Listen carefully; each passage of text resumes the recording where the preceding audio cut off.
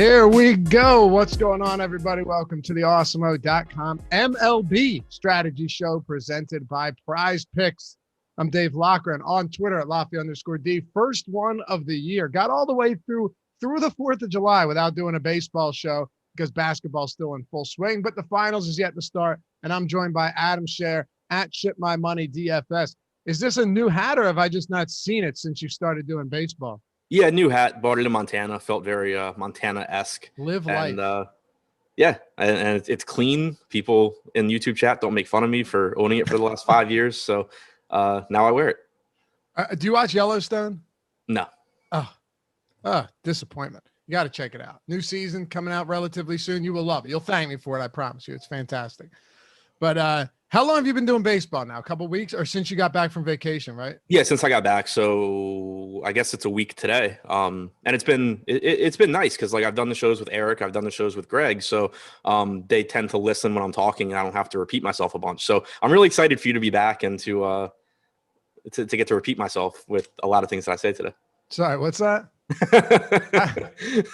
There's a lot of people I think that'll be tuning in too that haven't played much baseball yet this year because, you know, basketball still you were seeing like $110,000 first place prizes, you know, $600,000 prize pools on a showdown slate. And people just kept playing basketball for as long as it was there. And a lot of people play multi-sports, some don't. But for anyone jumping in new today, making that transition over to MLB to start the week after the 4th of July, got a lot of people off today, I'm assuming as well. Is there anything different about this year than last year that we should reference? Like one of the things I didn't know about, because I'd been playing basketball, betting a lot of basketball, hadn't been really into much baseball, was that you mentioned they actually switched the suspension rules for DraftKings or postponement, where if you do or if you don't finish 5 innings, and if you do, it used to be where if you finish 5 innings, right, all of the points remain. But if you went 4 1/3 innings, this happened to me one time with Kashner, and I was winning a tournament, and then his entire line, 25 fantasy points in 4 1/3 innings, got wiped. You're saying that doesn't happen anymore if you don't get through 5 innings? Yeah, Major League Baseball changed their rules because of all the COVID stuff. So now instead of, because it used to be, you know, if that game got rained out before 5 innings, they would just start over from the first inning. Now they just suspend the game and play it again later. So because it's, or not play it again, pick up from where they were. So now that it's a suspended game and not just like a restart, their points count. That came up earlier this year where a lot of us were like sweating. I don't remember what team it was or anything. I think it might have been the A's, but a lot of us were like sweating. Are they going to restart their game? They've only played 4 innings. They're doing really well. And then gradually we all kind of read the rules and realized that it didn't matter. Yeah, that's a good thing, I think. I mean, there's no reason to pull all of the points up. I know it's not a situation that occurs a ton, but it's worth noting. One other thing, you hear so much early in the season about offense being suppressed and, you know, a lot less runs being scored. I'm looking at the totals today. I see a bunch of 10s, a bunch of 11s, a bunch of implied run totals above 5. How much is this warm weather coming in affecting that? I don't even know how much is the warm weather. I think it's the fact that they took away every substance pitchers can use to grip the baseball, and there's cracking down on it. Yeah, there's been a pretty drastic effect. It's one thing where, you know, obviously whenever anyone that knows what they're talking about talks about DFS, they try and talk about, you know, avoiding recency bias and all of that.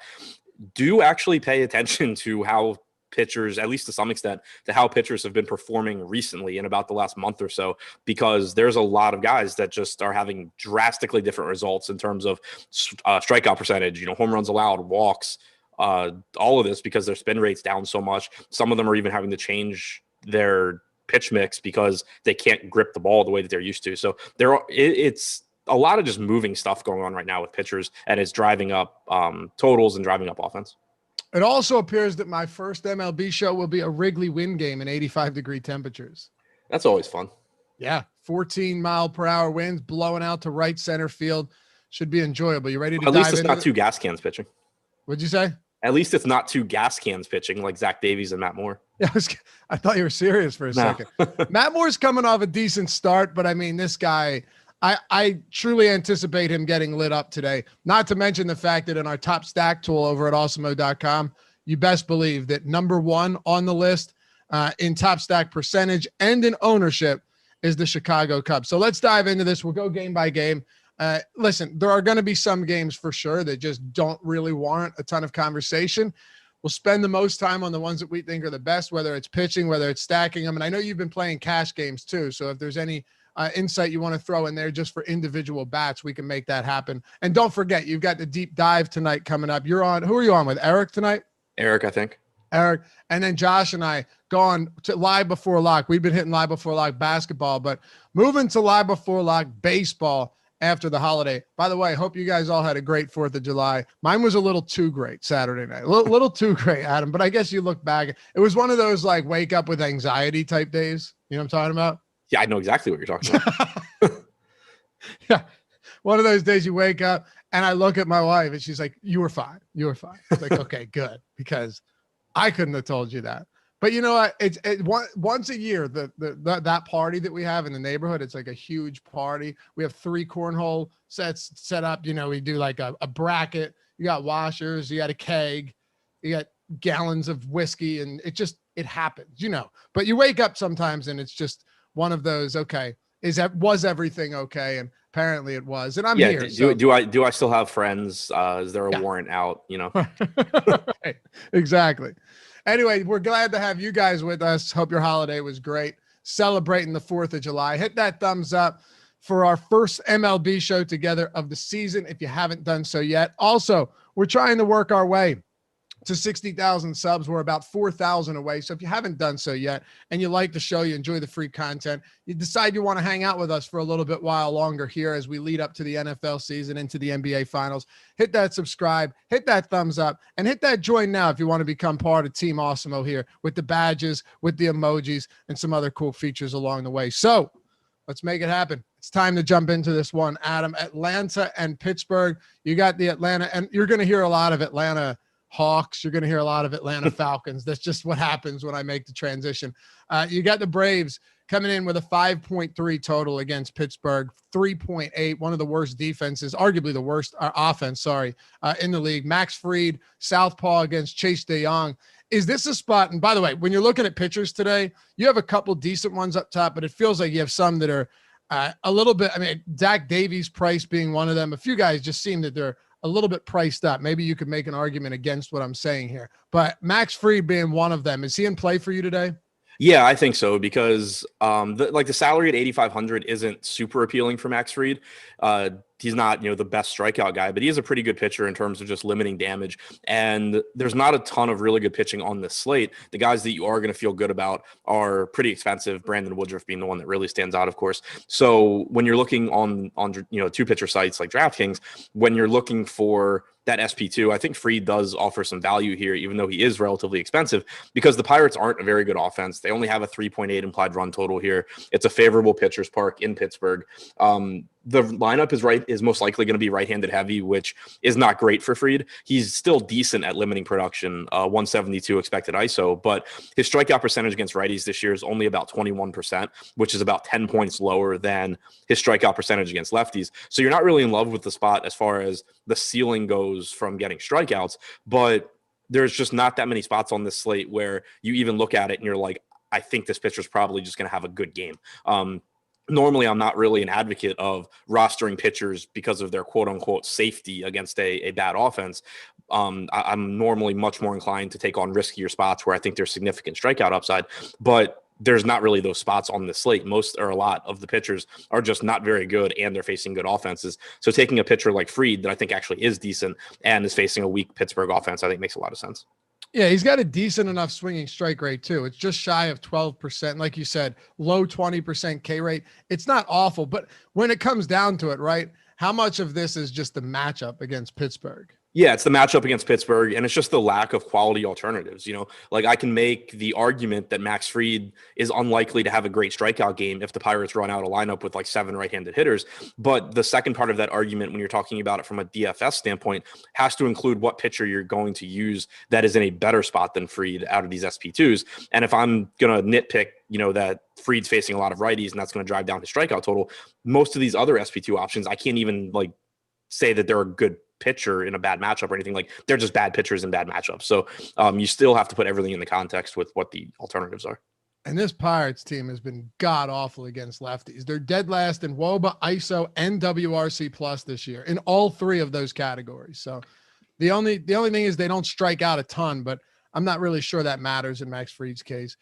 On the other side of this one, like I said, 5.3 total for Atlanta. You're getting a start at PNC Park, so it should favor the pitcher, at least to some extent here, even though it's going to be pretty hot in PA. Is Chase DeYoung anybody that you're looking to roster or stack against, or even, handpick a couple options against him today for Atlanta? Yeah, I'm interested in the bats here. Chase DeYoung's not horrible, but he's not a particularly good pitcher either. Atlanta does have a solid offense with a lot of upside. One thing we've seen from DeYoung this season is that he has struggled with right-handed power. He's allowed a 333 ISO, 376 expected ISO to righties so far. It is a small sample. He's only thrown 218 pitches to righties, 273 to lefties, but righties really have done some damage. So you look at Ronald Acuna at the top, you look at Austin Riley and Dansby Swanson, both right-handed hitters at reasonable prices that have power. So those guys I think look pretty good. And then of course, I'm not going to say not to roster Ozzie Albies and Freddie Freeman because they're both good, especially Freeman, of course. So I think it's a pretty good stack, especially at the top of the order for Atlanta here against DeYoung. Anything else in this game? No, I think that's it. All right, then let's talk about Milwaukee and the New York Mets. Ownership coming in like super heavy on Brandon Woodruff today. Highest projected on overall player, not just pitcher, on DraftKings at almost 44%. On FanDuel, another one, highest owned pitcher, not highest owned player, but FanDuel's a little bit different there. Still getting a ton of popularity for Brandon Woodruff. He's been just elite on pretty much every front. And we saw this coming just over the past couple of years as well. The strikeout stuff was phenomenal. Is this justifiable in tournaments? Like if you're coming in, if you're playing cash, I'm assuming Brandon Woodruff is going to be in those cash lineups. But from a tournament standpoint, getting a pitcher as good as Brandon Woodruff's been, and also against the Mets team that's offense has really struggled at times this year, one of the lowest ranked offenses in the league. Does Brandon Woodruff still make a lot of sense even at that ownership in GPPs? Yeah, I think so. I mean, you can always make the case that if someone's going to be in nearly half the lineups played in the largest field tournaments, you can always make a case to go somewhere else. But the problem I think that you'll run into on this slate, I think there's a couple of them. For one, it's really, really tough to find two pitchers you feel good about if you're not using Brandon Woodruff. So that's one problem. And in tournaments, you still can take on risk. It's fine. And you will be able to get a little bit better bats if you save some money. But the other problem is that Woodruff's not that expensive. He's only 10,400 on DraftKings, and there's going to be enough cheap bats just because there always is that you're still going to be able to field really good lineups, I think, even with Woodruff. Like we already talked about Max Fried, for example. Let's say you use Woodruff and Fried pairing. You're spending 18.5 to 19K at pitcher. That's still going to leave you plenty of salary to work with, find one or two value bats, and you're going to be able to stack most teams. So I think that the ownership is deserved. And if you look at the top pitchers tool, we have Woodruff with a 36.5% chance of being a top two pitcher on DraftKings. That's far and away the top guy. Joe Musgrove is second at 22.5%. So I do think that a big reason why I would expect to still get to Woodruff, even though typically I am in most spots willing to come in underweight on expensive pitchers that are really popular because pitching typically doesn't individually win you tournaments. I think that the lack of alternatives today makes it really tough to get away from Woodruff. This Mets offense or this Mets team is kind of strange, right? Because arguably the best pitching you've seen this season, they rank number one in xFIP, third in home runs per nine, and pretty much towards the top of the league everywhere else, including K rate. But their offense has not been good at all. Yeah, it really hasn't. I mean, there's always the running joke about Jacob deGrom being like the best hitter whenever he pitches. And it's kind of weird because like the Mets have quality hitters, at least at the top. The bottom of their lineup gets pretty ugly. But the top of the order, you have Lindor, Conforto, Nimmo, Alonso, Dom Smith. Like that's not a bad top five. So the problem, I think, is that it just really drops off after that. I could see in, again, those larger field tournaments, like I know today DraftKings is running a $6 tournament with like 58,000 entries. If 25,000 of those lineups are going to have Brandon Woodruff, there's certainly merit to just, using guys like Pete Alonso, Nimmo, Conforto, and hoping for the best, understanding it's a very low probability play. But outside of those large field top heavy tournaments where there is some reason to leverage against the highest owned pitcher, I don't really see any reason to be going up against Woodruff here because not only does he strike guys out at a really high rate and from both sides of the plate, he's allowed a sub 100 ISO to lefties this year, 132 to righties, just not giving up power and striking guys out at a really high rate. So it is a very low probability spot. There's not like one guy that stands out. A lot of times even against good pitchers, you can look and say like this pitcher is great, but he gives up power to, righties. And you could look and say, oh, Peter Alonso will has a good chance at hitting a home run, even if Woodruff has a good game. There's no one guy that stands out like that here against Woodruff. He's just allowing no power. 0.8 home runs per 9 is such a low mark for him. Like you said, those ISO numbers are insanely low. So yeah, it's tough to even get on board with that. What about on the other side here then, where you've got Woodruff as a clear option that for obvious reasons is going to get a ton of ownership. Tyler McGill on the other side, is this somebody whose price now is a little bit too high, or can we look towards him against Milwaukee? And I should point out, Milwaukee has a 4.0 implied total, 3.5 for the Mets. So pretty low on both sides of this game at Citi Field. Yeah, the salary is a little bit higher than I would like, but again, just given the layout of this slate, I do have some interest in McGill. He's likely to throw 85 to 90 pitches, somewhere in there, if he pitches well, but he does have pretty good strikeout stuff. Not a big sample, but 5 starts at AA this year, he struck out 40.4% of hitters. 3 starts at AAA, he struck out 28.3%. So far, he's made 2 starts in the majors and has struck out 30%. The strikeout stuff is there, or at least has been so far. Limited sample. The Milwaukee lineup is okay. It's nothing special, I don't think. I don't feel great about McGill, but again, at 7,200, there's just not that many good SP2 options today. So right now we have him in the top pitchers tool. We have him with the 5th highest top chance of being a top 2 pitcher. We have him with the 4th highest ownership. So, the field I think is on him to some extent, and I think they should be, just because, again, there's just not that many good cheap options. Is there merit to looking towards if he's going to be popular at this price point against Milwaukee, and granted they only have a 4-run total, is there any merit to looking at the Brewers? Yeah, I think so, because especially, again, this goes back to like large field tournaments. When you look at the top stacks tool, Milwaukee has the 5th lowest chance of being the top stack on the slate, but they're projected for almost 3 times as high a likelihood of being the top stack as they are aggregate ownership. They're only getting about 1% ownership right now, 2.8% chance of being the top stack. So when you look at that, it's kind of telling you that there's merit to being over the field, because they have a better chance of success than their ownership, but they're also still a very low probability team. So if you're making like 3 lineups, they're probably not going to be one of the teams that pops in there. But if you're running 150 in that $6 tournament, they probably are a good team to get to, especially because on top of the fact that they're projected to be under-owned right now compared to their chances of success, you do also get the added benefit of, if they go off and Tyler McGill doesn't have a good game, 23% of the field just basically took an L at pitcher. Right. I mean, we're talking about a guy who's made 2 career starts at the major league level too. Yeah, and prior to 2021, he had made 1 start at AA. Other than that, he made 1 start at AA in 2019. Other than that, he hadn't pitched above high A ball. So what you're seeing is someone who has had strikeout success in a limited sample. Fangraphs has him as the number 23 prospect on the Mets. So it's not like this is someone coming in where it's like, oh, he's the number 20 prospect in baseball and he's just come right out of the gate striking everyone out. This is someone that's coming out of the gate striking everyone out, but the prospect reports on him aren't really glowing. So there's a pretty good chance that you look back on Tyler McGill 2 years from now and you're like, oh man, I remember this guy when he started out and was really good, and now he's like in the bullpen. Right. Yeah. Or like a number 5. Right. Sure. Yeah. It's a good point. Look, ultimately, Brandon, this game is going to have a lot of ownership, and it's almost all going to go towards the pitching. It's pretty much simple as that.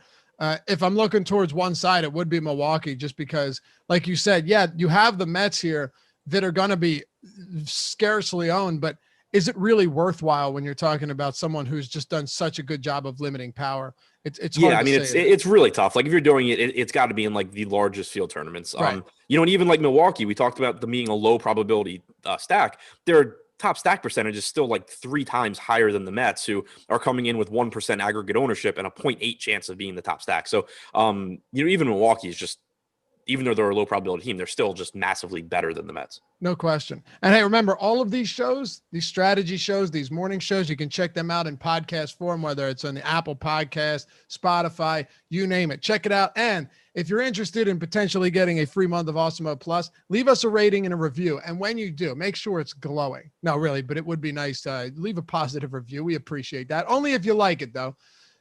Leave your Twitter handle or your email. Every Friday, we go ahead and we draw from an Awesemo Plus Platinum. It's $100 value for the month each week on our podcast reviews. So check that out. And if you just don't want to listen to it on YouTube or watch it on YouTube, head over to our podcast. You can check it out there in case you don't want to have your phone open in your pocket. You don't have YouTube Premium, whatever it is. Maybe you just don't like YouTube. Who knows? A lot of us don't. But check it out at Podcast Forum. We're there every single day, straight after we go live and close up shop here on YouTube. All right, Cleveland and Tampa Bay. Rich Hill, Logan Allen, who's just been getting annihilated recently, Adam. I think this could be a fun game to talk about. Got a matchup against the tough Tampa Bay team. 5.1 run total in Tampa Bay, nonetheless. 3.5 run implied total for Cleveland. So you're looking at this one, just Tampa, pretty significant favorites. Logan Allen has come out over his last few opportunities and just gotten absolutely rocked. He hasn't gone through 4 innings in a few games.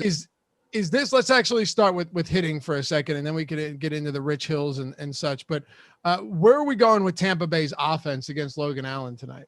5.1 implied run total in Tropicana is pretty nice. Like the ballpark itself, obviously, isn't good, but a pretty high implied run total. Logan Allen, not really striking guys out this year. In general, not a very good strikeout pitcher.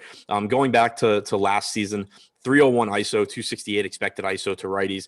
If you go back to the 2019 season, it's 243 expected ISO. So has given up a lot of power to righties. Lefties haven't been bad against him either. 218 expected ISO. So you're going to get a nice mix of right and left-handed power from Tampa Bay. I think Grandia Rosareno looks good. Wander Franco, pretty expensive, but the top prospect in baseball, most likely hitting second. There's a good chance you're going to have Yandy Diaz leading off, and Manny Margot will look pretty good. Then you can still mix in those lefties. G-Man Choi, Austin Meadows, both still fine because Allen really hasn't been good against lefties in the past. Both of those guys, they're not great against left-handed pitching, but they're not terrible either. So including them looks pretty good. Looking to the bottom of the order, I think Mike Zunino is going to be one of the higher upside catcher options as well. All right. What about Rich Hill, who's been, I'm surprised. Has he made every start this year? Wow, he has. Rich Hill hasn't been injured yet, huh? No. That's remarkable. Okay, so chalk him up for something relatively soon. You know exactly what you're going to get from Rich Hill. He's got I wouldn't say necessarily just a 2-pitch arsenal, but for the most part, he kind of does. And he can rack up a decent amount of strikeouts. Cleveland with a 3.5 run implied total. Is Rich Hill at a 9K plus price point viable today? You're not going to feel good about it, but I think given the context of the slate, it's still okay. He has the 4th highest top 2 pitcher percentage on the slate. He's actually only projected for the 5th most ownership, which is nice. But, again, that salary just isn't great. The matchup against Cleveland's okay, but it's not a matchup that I really love either. And you still have the issues of, Rich Hill's likely to give you like around 90 pitches, give or take, if he pitches well.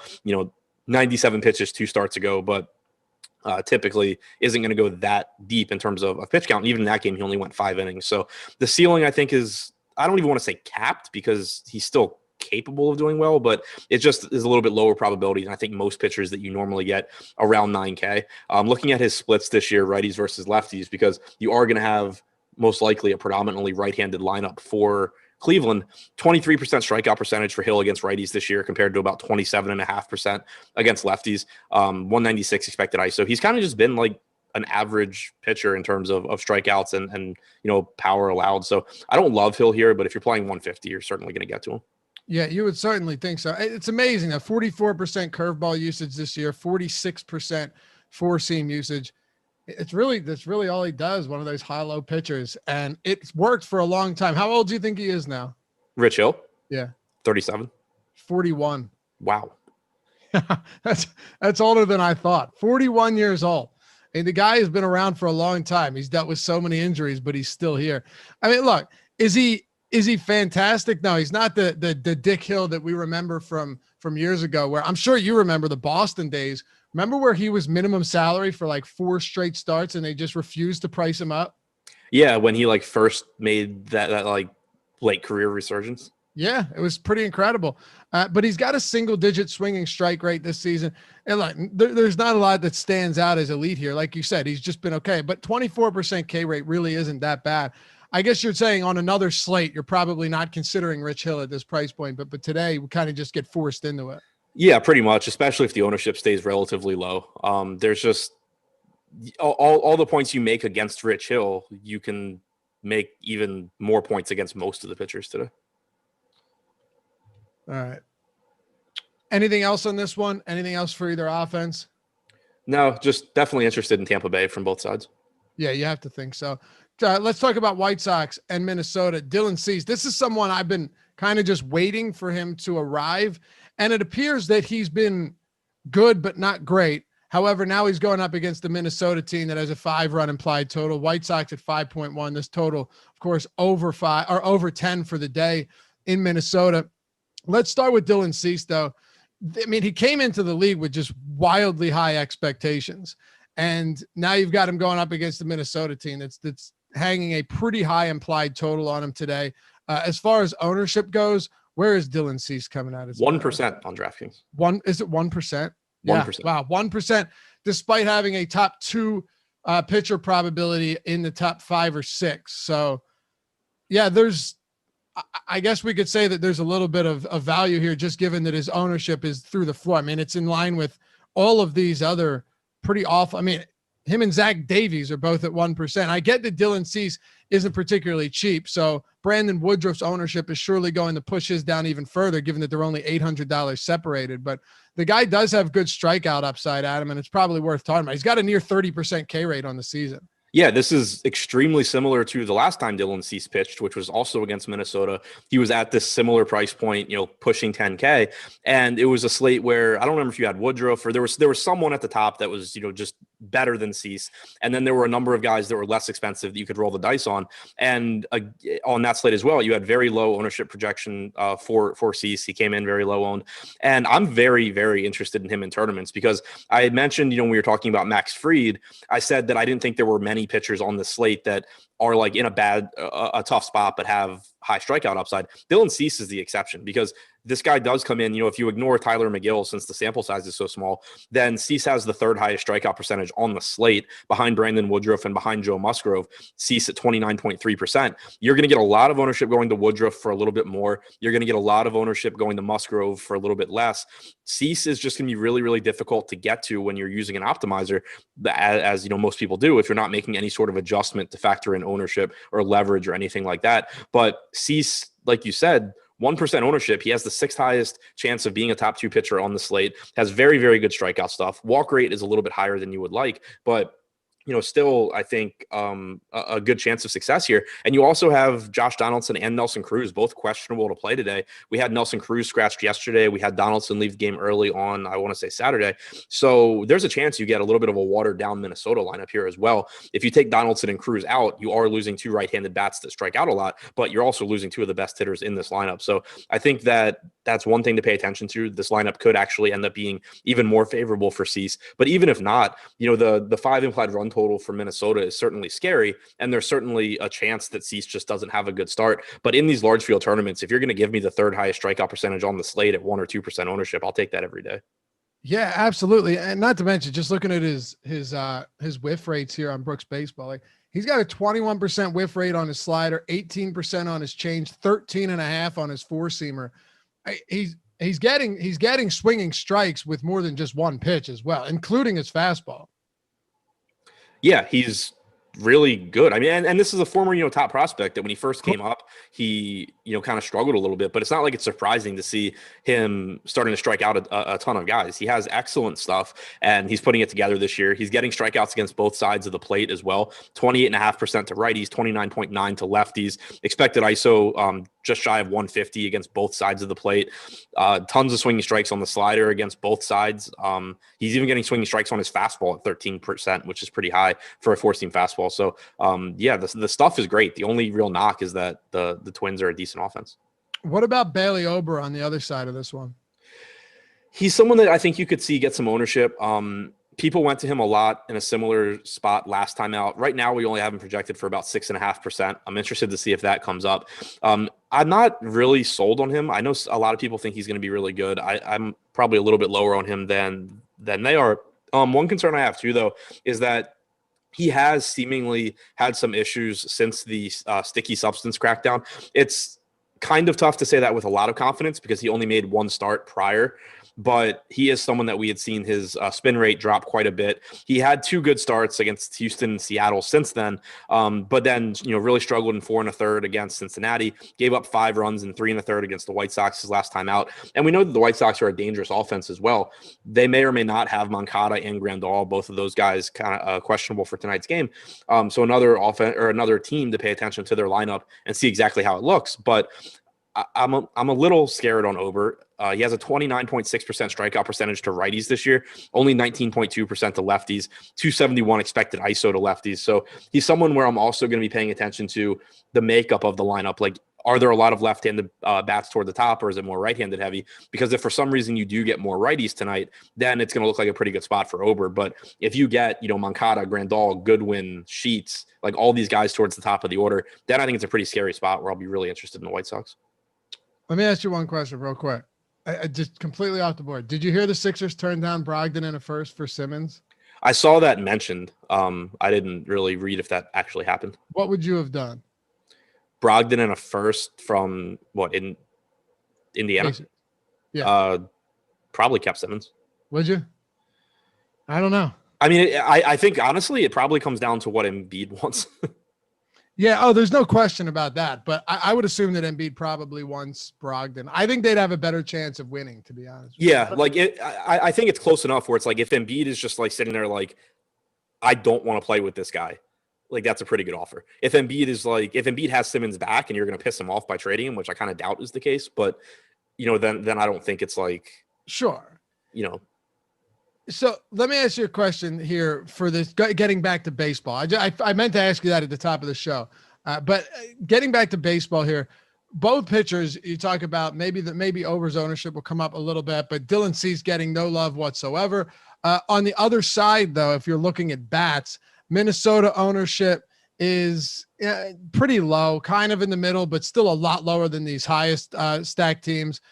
I don't really know if there's going to be much love going to the hitters on either side of this one. White Sox actually are getting a decent amount, 8.5%. I think right now in our top stack tool, that's fifth. Okay, so 5.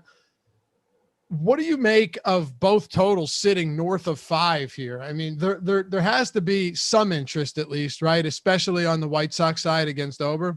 Yeah, especially if they do get those left-handed power bats in there. Like if Moncada and Grandal are in the lineup, it's going to look like a really scary lineup against Ober. So both of these offenses right now actually have the same exact top stack percentage and ownership percentage. But I'm definitely interested in the White Sox, again, especially if lefties are in there. And Minnesota is interesting to me, even though I like Cease, because it's one of these situations where, and this, again, is just something that I think happens when people build their lineups with optimizers, but aren't really using any factors outside of median projections.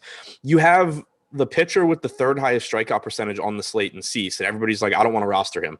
And then you have the Twins with a 5 implied run total, and people are like, yeah, we don't want to roster them either. Dylan Cease is good.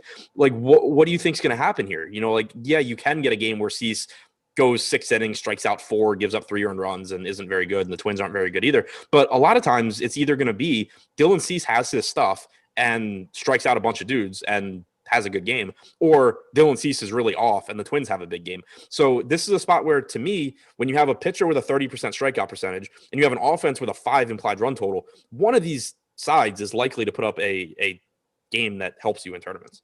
Right. And at this point, no one wants any side of either of them. Right, because like the median projection kind of is like just mediocre for both, because for Minnesota, it's like, yeah, they have a 5 implied run total, but they're facing a pitcher that doesn't give up much power. That's good. So, their median projection comes down a bit. And then for Cease, it's like, yeah, he's good, but he's facing a team with a 5 implied run total. So his median projection isn't as good as Woodruff or Musgrove. So again, it's just like if you're clicking optimize in Fantasy Cruncher, you're just not really going to get Cease and you're not going to get a lot of Twins.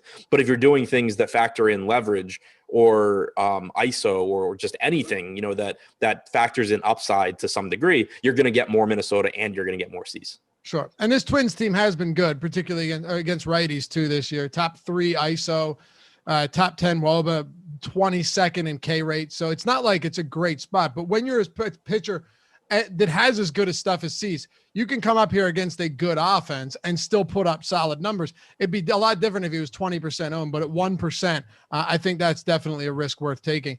Let's talk about the Cubs and the Philadelphia Phillies. we've got a wind game here. It's not dramatic wind from what I'm seeing, but still a decent amount of wind blowing out to right center field, around 14 miles per hour.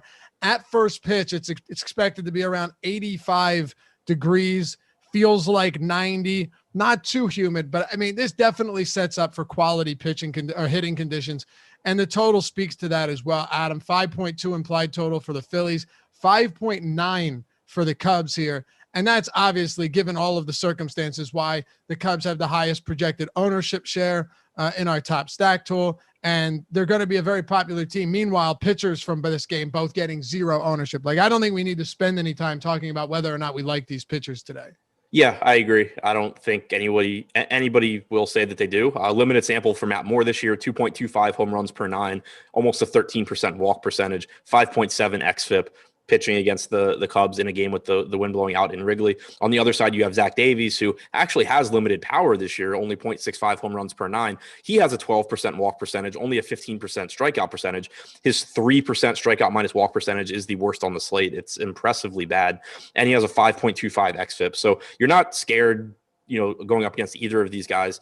Davies, like I said, has limited some power, but still going to pitch to contact against a team that has plenty of power with, Real Muto, Harper, McCutchen, Hoskins in this lineup. So they're going to look good. They look like a very good offense. And then on the other side, Matt Moore, gives up a lot of fly balls, gives up a lot of power. One interesting thing with Moore to keep in mind, and it's a spot that maybe you can use to your advantage in tournaments, the Cubs projected lineup only has one left-handed hitter in it, but Matt Moore gives up power to lefties, and Anthony Rizzo is just a very good hitter across the board.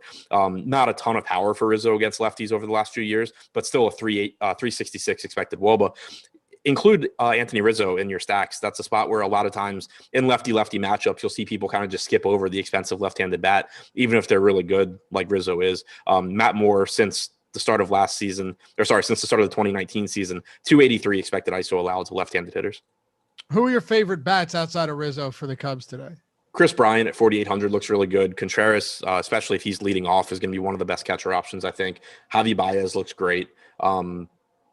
Yeah, like I'm not picky about the Cubs, but I would say 1 through 4, assuming it's Contreras, Bryant, Rizzo, Baez, is where you're going to be living. Yeah, and there's certainly a lot of ownership going to them, individual bats too. A lot of times you can look at aggregate ownership and it's just like a couple guys that are pulling everything up or down. And in this case, you have 1, 2, 3, 4 of them in the top 6 hitters on this slate, which is pretty interesting. On the other side, though, Philly's getting some love too, particularly guys like JT Realmuto, who's getting a ton of ownership, Gene Segura being another one. Bryce Harper's up there as well, Andrew McCutchen, all of these guys in this game. Again, very obvious reasons, and you've got wind at Wrigley. How much do you like the Phillies bats today? I like them, not quite as much as I like the Cubs, but I still think it's a good spot just because Davies doesn't miss bats. He has been good at limiting power, but it also appears that he's been at least a little bit lucky there. Like if you look against right-handed hitters this year, Davies has only allowed a 127 ISO, but a 176 expected ISO, 326 WOBA, 381 expected WOBA. Similar on, to lefties, 125 ISO allowed compared to a 162 expected ISO, 312 WOBA allowed compared to a 372 expected WOBA. So I think he's someone that you could see regress going forward. You did see kind of similar stuff last year where his expected ISO ended up being much higher than his actual ISO allowed. So, maybe he's just a pitcher that outperforms his peripherals, but I'm still certainly willing to take my chances on guys that have power against a pitcher in Davies that isn't going to miss bats. Rhys Hoskins, has major strikeout problems, but also a lot of power. If he's going to put the ball in play, I like that. JT Realmuto, only 3,800 at catcher, 189 expected ISO against right-handed pitching this year. Looks pretty good. So I think those guys stand out. Bryce Harper, of course, a very strong play. Andrew McCutchen is cheap. I really just like getting to as many bats as I can in this game. Yeah, I don't see really any way around it at this point. Really, the only question is, with the popularity here, giving them 1 and 2 respectively with the Cubs and Philly in ownership. I mean, it's certainly going to be the most popular game overall. One of the things that stands out though too is Philly on our value percentage, on our top value percentage on the top stack tool, they're really not that high, right? They're really not that bad in terms of value. The Cubs are pretty expensive for sure, but it's hard to price guys up preemptively when you don't know that the wind is going to have such an impact on ownership anyway. And I think that's one of the reasons it gets driven up so much as well. Yeah, one thing to pay attention to is, do pay attention to the ownership because especially in those larger field tournaments, we talk about this a lot with Coors Field games. The Cubs and the Phillies are two of the highest probability teams in terms of top stack percentage. But even if you combine them, there's like an 80% chance that neither one is the top scoring team. So a lot of times in these Wrigley win games, you do just see like ownership just flock there. And right now they are projected both to be a little bit over-owned. So it is a spot in the larger field tournaments where you certainly want to be paying attention to ownership. But just in terms of cash and in terms of chances of success, these are two of the top offenses. Okay. Anything else from this one? I think we've covered most of it. Yeah, I think that's about it. All right. Hey, while we're at it, our partner Prize Picks is offering some phenomenal daily fantasy or daily prop contest. And they want to help you get started with a pretty sizable deposit bonus. You don't have to deal with sharks, optimizers, or mass entries. To get started, all you do is pick 2, 3, 4, or 5 players available on the board to go over or under their projected scores. You correctly predict a 5-player lineup, you can net up to 10x your entry fee.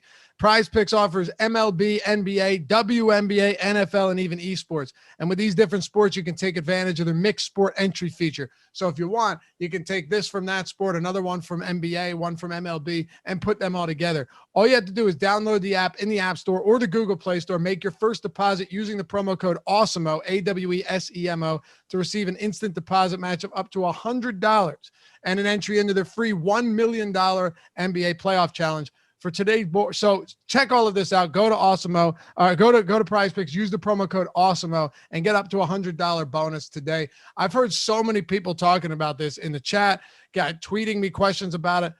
People apparently really like Prize Picks right now. And with all of these different prop sites out there, Prize Picks seems to be doing a hell of a job. So check it out. Use the promo code Awesemo and get that $100 bonus when you do, up to $100 when you sign up using the promo code Awesemo. Check them out today. All right, we got 5 down, 4 to go. Let's talk about Detroit and the Texas Rangers. Colby Allard, Willie Peralta. Right now, you've got the totals coming in at 4.3 for Detroit, 5.3 for Texas down there in Arlington, I should say. Let's start with the pitching matchups on either side of this one. What stands out to you, if anything? I think Colby Allard looks pretty good. Especially, in the context of this slate. Detroit's not a great offense. Colby Allard's a pretty decent pitcher, was a decent prospect with Atlanta, got traded in, I don't remember what the trade was, but now he's on the Rangers. He's got about a 23% strikeout percentage this year, was at 21% last year. He's kind of like Max Fried in terms of the split as far as strikeouts go, 27.3% to lefties, only 21.8 to righties. You're probably going to get a right-handed heavy lineup. There's a good chance it's entirely right-handed for the Tigers. So that does knock his strikeout projection down a little bit, but it's still a pretty weak offense overall. He's still, just a decent pitcher on a slate that being decent puts you in play. So I think Colby Allard's a very reasonable SP2 option. Looking at the top pitcher tool right now, we have him with the 3rd highest chance of being a top 2 pitcher. He's also projected for the 3rd most ownership on the slate. So Colby Allard's fine. I don't mind taking, some right-handed bats against him, looking for leverage, but if I can only play one side, I'm looking to Colby Allard. As far as Willie Peralta goes, not really interested there. He's just, a pitcher that's kind of bounced around for years, throws hard, but doesn't really strike guys out at a high rate.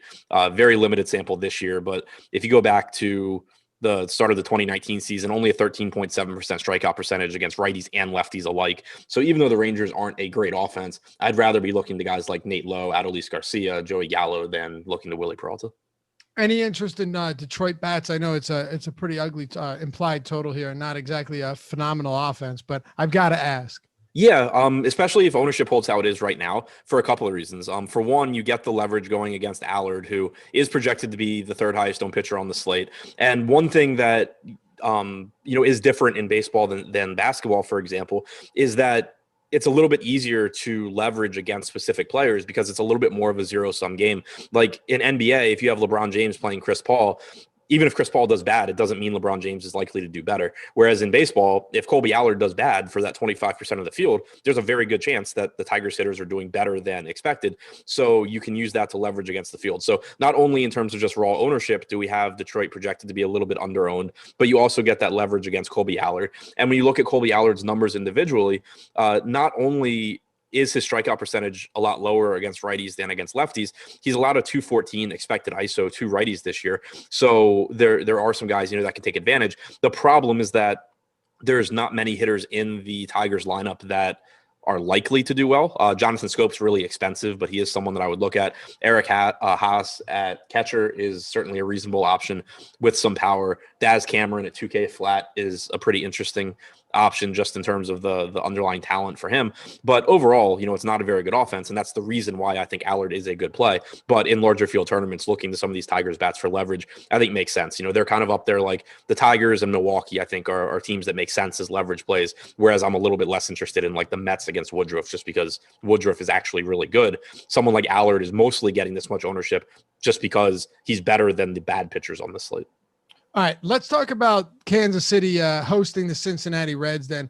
Vladimir Gutierrez and Mike Minor on the bump for their respective teams. You've got right now 4.9 implied total for Cincy, 5.2 for Kansas City. And as it seems all the time, I don't know why, but Kansas City ownership markedly higher than their top stack percentage, almost doubling it today, Adam, 11.5% to a 6.3% top stack probability.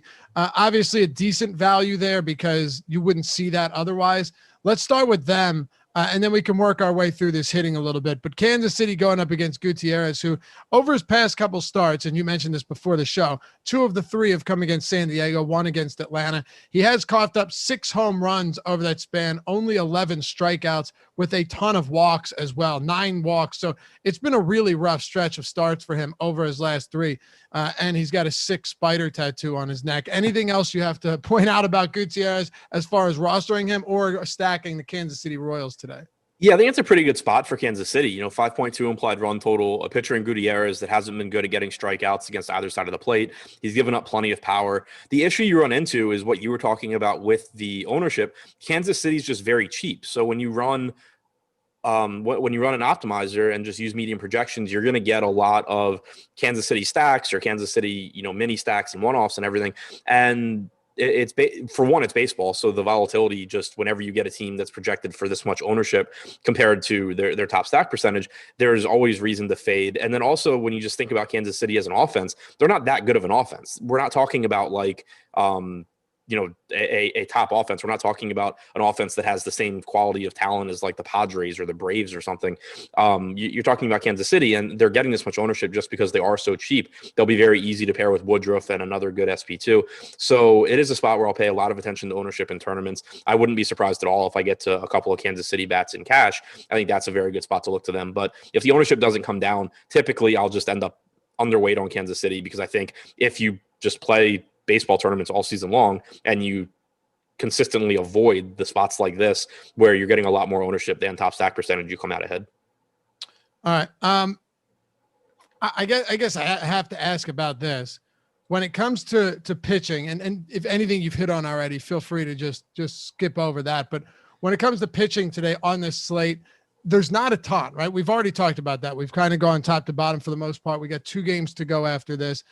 Can you make any arguments for Mike Minor and Gutierrez? Like, is the ownership high enough? And I think you hit on it already. I was reading chat. Sorry, there's just a ton of action going on in chat today. How much Gutierrez do you think you'd have in tournaments if you're running, say, 150 lineups? Not a ton. Like, he is projected to be under-owned right now. We have him with about 1% ownership and a 6% chance of being a top 2 pitcher.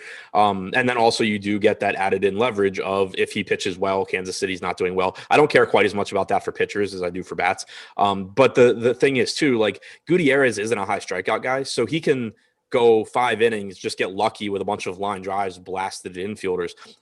But that's still not like, and Kansas City ends up not doing really well, but that's still not translating into a bunch of fantasy points for Gutierrez, which is, another reason I don't really care about, I don't care about it as much for pitchers. So in 150 lineups, I could see getting a little bit just because he's projected for low ownership on a slate with questionable pitching, but I'm much more interested in Minor than Gutierrez when I'm looking at pitching from this game. Okay.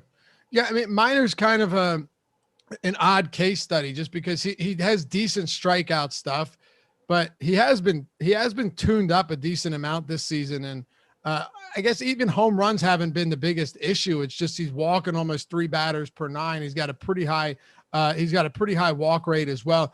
Does this just mostly come down again to the fact that he's reasonably priced and there's not a ton of pitching on this slate? Yeah, entirely. It's not that I really like Mike Minor. It's not that I really like picking on the Reds here either, but he is reasonably priced. I mean, he's $900 less expensive than Max Fried, for example. And if you look up just like an average mediocre pitcher, you basically get Mike Minor. And at 7,600 on this slate, that's not the worst thing in the world.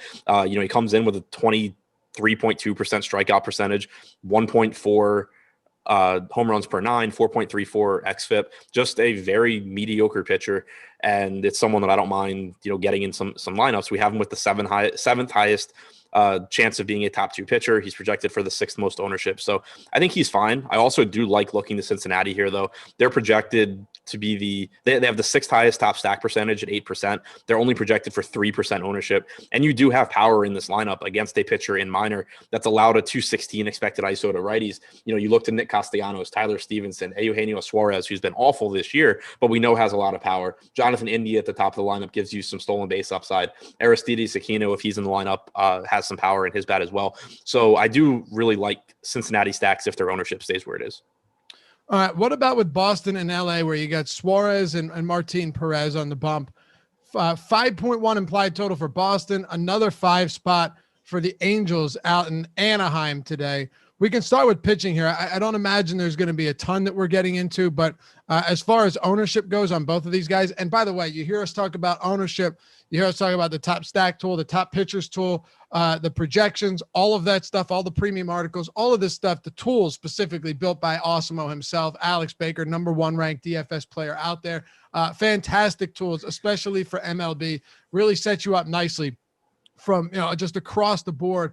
All of these tools that make it a whole lot easier for you to do your research and make good lineups, especially if you have the Fantasy Cruncher add-on. Go to awesemo.com/join. You could go weekly, monthly, annual. You want to go just baseball. You want to attach all of the sports, because if they have contests for them, we got content, whether it's basketball, baseball, football, PGA, UFC, NASCAR, doesn't matter. We've got all of it over at awesemo.com. Go to awesemo.com/join. Check it out. And if you have any questions, my DMs are open on Twitter.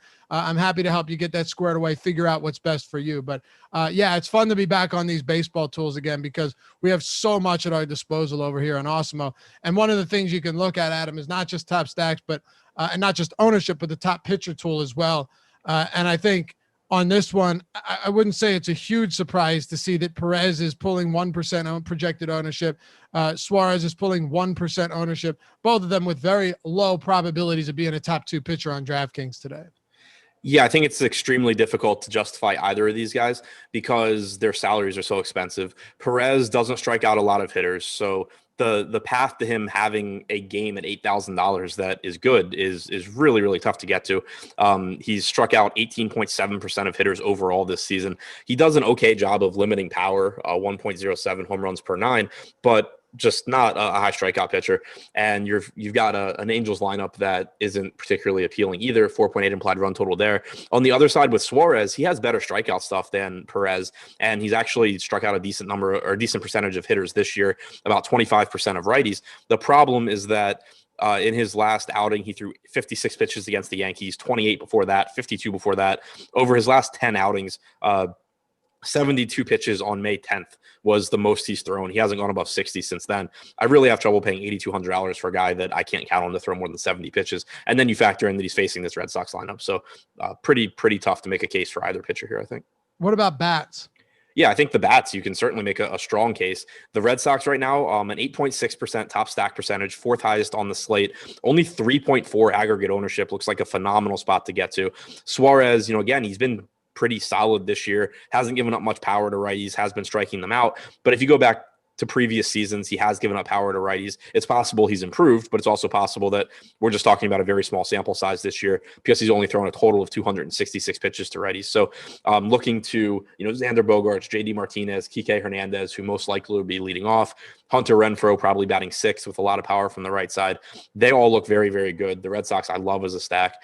Looking to the Angels side, not quite as high a top stack percentage, but also projected to go under-owned here. And I always like taking stacks against pitchers that pitch to contact because, Perez is typically pretty decent at limiting power, but I'll take my chances with guys putting the ball in play. Shohei Ohtani, I think, is going to be a really, really good tournament option tonight. He's 6,200 on DraftKings. He's in a lefty-lefty matchup. So it's just a spot where I think people will have a little bit bit of trouble getting there, but he hits lefties really, really well. And obviously he hits righties really, really well. So the upside's still massive with Shohei Ohtani. Hopefully we can get him at relatively low ownership. Phil Gosselin, if he's batting cleanup, is going to be a reasonable value option. So I like the Red Sox a lot more than I like the Angels, but I think the Angels are in a pretty decent spot as well. All right. You ready to close this one out? Washington and San Diego? Yep. We had some questions about the Padres in chat. And we'll get to that right now. By the way, all of these games on the left side on the sidebar, we go one by one. Make sure we hit everything for you guys. So if you think you tuned in late and you missed the game, feel free to go back or go forward, whatever you want to do. And hey, hit that thumbs up. We're almost at 100. We got 12 away from 100, about 320 watching here. Appreciate you guys stopping in after the holiday. First MLB show almost in the books for me, at least. Adam's been on the case for a couple of weeks now, but we're making a transition. I'll be back to I'll still be doing the NBA live before locks for the finals because we got to push through there. Hopefully we go 7. But for now, doing some baseball as well. Adam, Washington and San Diego. The Washington Nationals 3.3 implied total, lowest in the entire slate. 4.9 for San Diego. Lester, Joe Musgrove. I think that guy's lost us more money than a lot of other pitchers over the past few years. Yeah.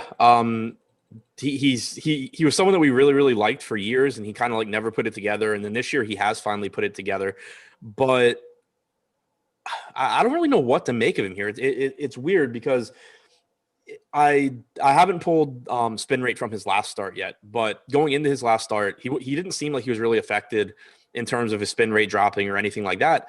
But he has also really seen a decrease in strikeouts since they started cracking down, on substances. They started that around June 6th. He struck out 7 guys on June 12th. Since then, he struck out 2 in 7 innings against the Reds. Then he struck out 5 in 6 innings against the Dodgers, followed that up with 3 in 4 innings against the Reds in a start where he struggled. So at 8,700, I'm still very interested in Musgrove. Like you said, the Nats have a 3.3 implied run total. Musgrove comes into this game with the second highest strikeout percentage on the slate behind Woodruff. He doesn't walk a lot of guys. His K- walk percentage is second highest to Woodruff as well. 3.21 xFIP. Everything looks very, very good for Woodruff. I'm just still slightly concerned by the drop in strikeouts since they started cracking down on stuff.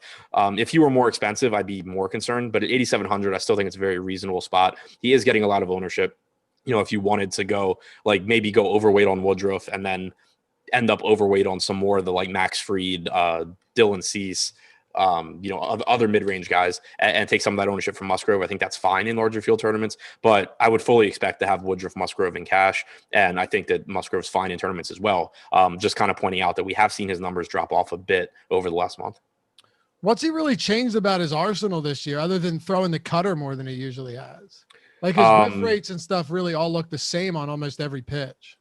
Yeah. I mean, he's still throwing his slider a lot to righties, his most used pitch. If you go back to 2019, he was throwing his slider 32.5%. This year, he's throwing it 38.5%. Curveball this year is 16.3%. In 2019, it was only 5.8%. So I think you have seen breaking ball usage increase, fastball usage drop. Last year, for example, to righties, he threw his fastball 31%, but he still struck out 35% of righties. This year, he's throwing it 19%. In 2019, he threw it 38%. So I do think you're seeing more breaking stuff from Musgrove. Yeah, I think so as well. And last year, you finally began to saw that K rate climb up. He's always been kind of a control pitcher, though. So you never know what you're necessarily going to get from him. And you were talking about that with the strikeouts as well. But where would you put him in terms of priority today? Would you, or where would you put San Diego as well on the other, or I'm sorry, Washington on the other side of this one? Is there any interest in Washington bats at all? Not much interest in Washington. I mean, just extremely low implied run total. If you were going to make a case for Washington, it would be that Musgrove's getting a lot of ownership and potentially is being adversely affected by substance stuff. But again, I think he's okay. I'm just a little bit concerned. There's a lot of pitchers that are just glaring, like it's really hurting them. Musgrove doesn't look like that to me, but I'm just mildly concerned.